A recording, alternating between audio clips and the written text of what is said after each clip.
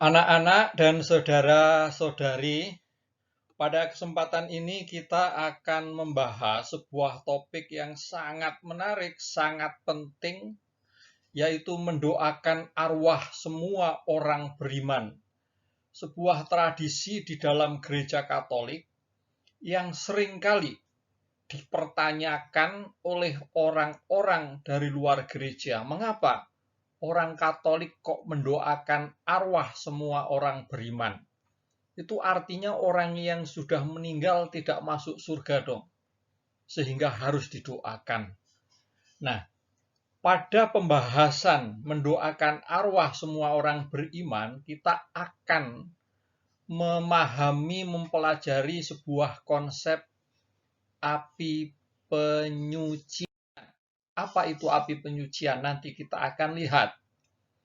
Gereja mempunyai tradisi untuk mendoakan arwah semua orang beriman, atau di dalam bahasa Inggris All Souls Day, yang diperingati setiap tanggal 2 November.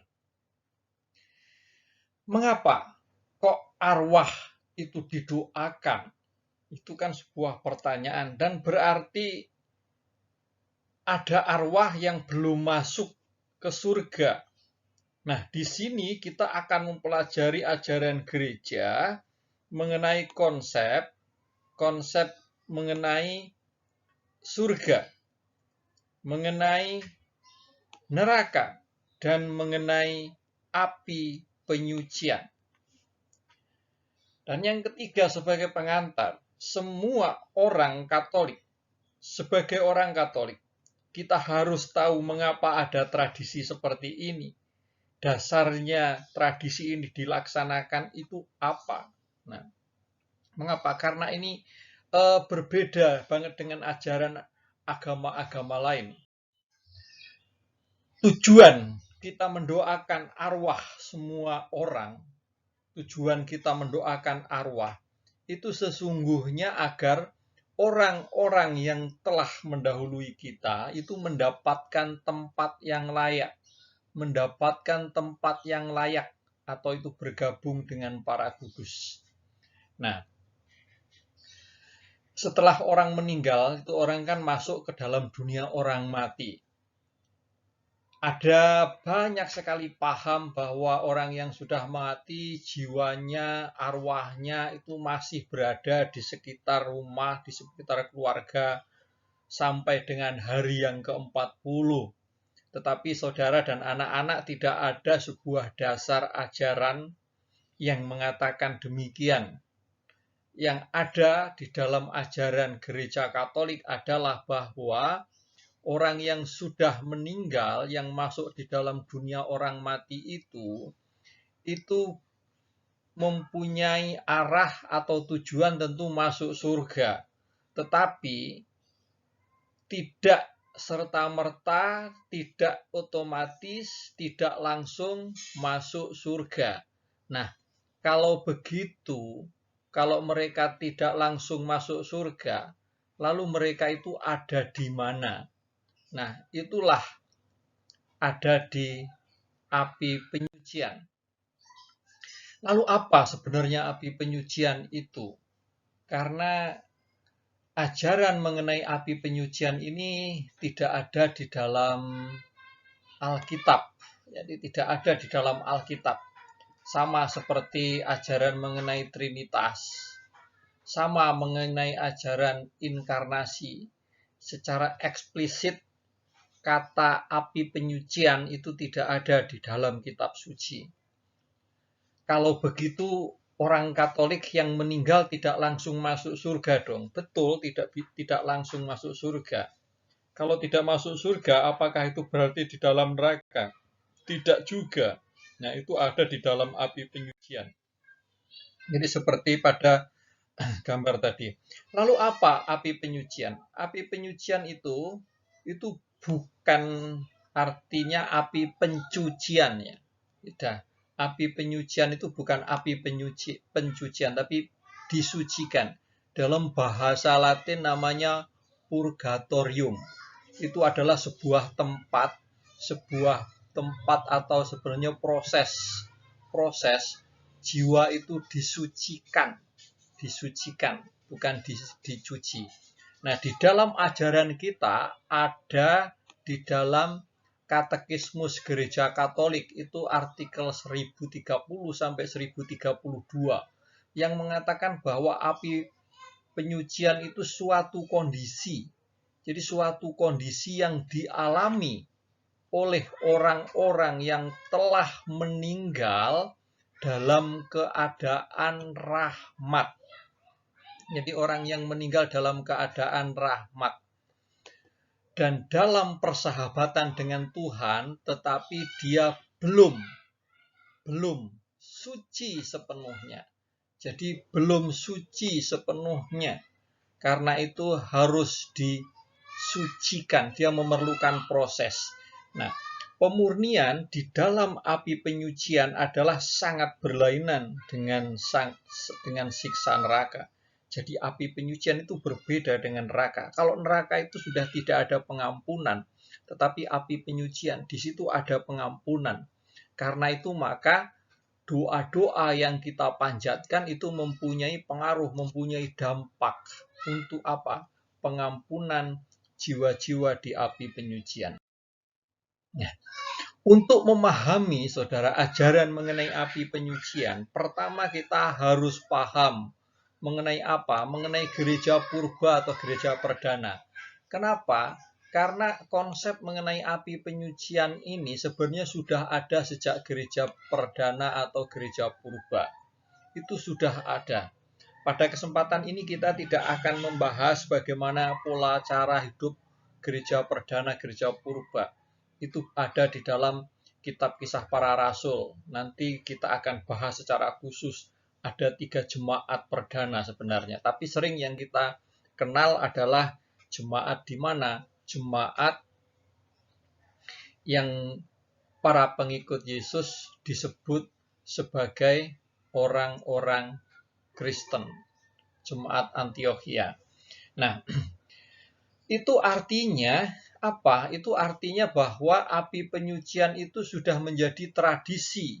Sudah menjadi tradisi umat beriman. Itu sejak kapan dan di mana? Kita bisa melihat sejak zamannya Panglima Makabe di dalam Perjanjian Lama, di dalam kitab 2 Makabe bab 12 ayat 41 sampai 42, di situ Panglima Makabe mengajak semua prajurit yang hidup untuk mendoakan para prajurit yang sudah meninggal. Lalu Paulus sendiri di dalam 2 Timotius 1 ayat 18 mengajak untuk mendoakan Onesiferus. Itu artinya Paulus juga meyakini Onesiferus belum langsung masuk ke surga. Nah, Bapak gereja kita bisa sebut ada 2, yaitu pertama Tertullianus, lalu yang kedua Cyprianus yang mengajarkan doa, mendoakan orang yang sudah meninggal. Kesimpulannya apa? Kesimpulannya bahwa gereja perdana percaya bahwa doa-doa mereka, orang yang masih hidup, memberikan efek positif kepada jiwa-jiwa yang sudah meninggal. Nah, anak-anak dan saudara, dari tradisi itu berarti ada sebuah kepercayaan. Kepercayaan apa? Kepercayaan kalau orang yang sudah meninggal itu tidak langsung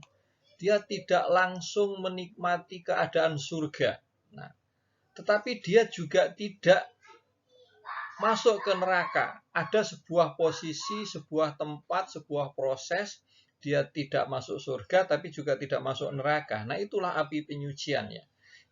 Dan itu diajarkan oleh Agustinus secara panjang lebar. Nah, gereja yang merayakan doa arwah semua orang ini adalah gereja Katolik, gereja Lutheran, dan gereja Anglikan. Kenapa ada api penyucian? Pertanyaannya kan begitu lalu. Kenapa? Kok ada api penyucian? Sesungguhnya konsep mengenai adanya api penyucian, kepercayaan, iman, adanya api penyucian itu menunjukkan apa? Allah yang Maha Rahim. Karena Allah itu tidak menghukum. Allah itu mengampuni. Tetapi karena manusia yang sudah meninggal itu belum belum suci sepenuhnya, maka dia harus berada di dalam sebuah tempat proses untuk disucikan. Nah, maka itu menunjukkan sebuah ajaran bahwa memang ada dosa yang dilakukan manusia itu membawa sebuah konsekuensi. Jadi dosa yang dilakukan manusia itu membawa konsekuensi, dan di api penyucian itulah manusia harus bertanggung jawab atas konsekuensi atas dosanya. Nah itu, maka di sini menunjukkan dalam konsep api penyucian itu menunjukkan Allah yang justru adalah kasih, karena masih memberi kesempatan kepada manusia-manusia untuk apa? Untuk disucikan, saudara. Nah, kita bisa melihat bahwa setiap dosa yang dilakukan manusia itu membawa konsekuensi dan manusia harus bertanggung jawab atas konsekuensi itu, kendati Allah sudah mengampuni. Ini artinya, saudara, begini. Manusia berdosa, lalu mengaku dosa, dan Allah mengampuni. Pengampunan Allah itu tidak menghapus konsekuensi yang harus ditanggung. Kita bisa lihat di dalam perjanjian lama, ketika siapa? Ketika Adam dan Hawa melakukan perbuatan dosa, Allah mengampuni, tetapi konsekuensinya mereka diusir dari Taman Eden. Daud, kita tahu ketika dia bersetubuh dengan Batseba, itu kan sebuah tindakan dosa. Dan Allah memang mengampuni atas dosa Daud, tetapi konsekuensinya anak yang dikandung oleh Batseba itu adalah meninggal. Kita lihat yang berikutnya, Musa dan Harun. Musa dan Harun itu termasuk orang yang tidak percaya bahwa Allah itu mempunyai sebuah rencana besar untuk membebaskan bangsa Israel dari Mesir. Maka Allah meyakinkan si Musa. Atas ketidakpercayaan Musa itu, Musa tidak bisa masuk ke tanah terjanji. Dan kita tahu di dalam perjanjian baru ada Zakaria. Zakaria tidak percaya bahwa apa yang dikatakan malaikat bahwa Elisabeth istrinya akan mengandung. Dan akhirnya apa? Zakaria bisu, saudara. Nah, yang diinginkan Allah sesungguhnya adalah bahwa manusia itu kudus. Ini sesungguhnya. Yang diinginkan Allah, manusia itu kudus. Dan karena manusia meninggal dan belum kudus, maka dia berada dalam sebuah tempat proses untuk dikuduskan, itu api penyucian. Maka yang sangat menarik, doa peringatan arwah semua orang beriman ini tanggal 2 November. Dan tanggal 1 November itu adalah hari raya semua orang kudus. Jadi setelah hari raya semua orang kudus, gereja merayakan hari raya untuk arwah orang-orang yang masih di api penyucian, supaya menikmati persekutuan dengan para kudus. Nah, neraka, kita lihat neraka. Neraka itu adalah sebuah apa? Sebuah kondisi. Neraka itu kondisi. Kondisi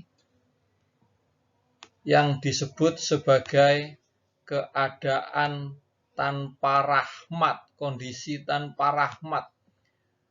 Di situ ada siksa abadi. Kondisi tanpa rahmat, siksa abadi. Dosa-dosa yang tidak bisa diampuni. Dosa apa yang tidak bisa diampuni? Itu adalah dosa-dosa berat.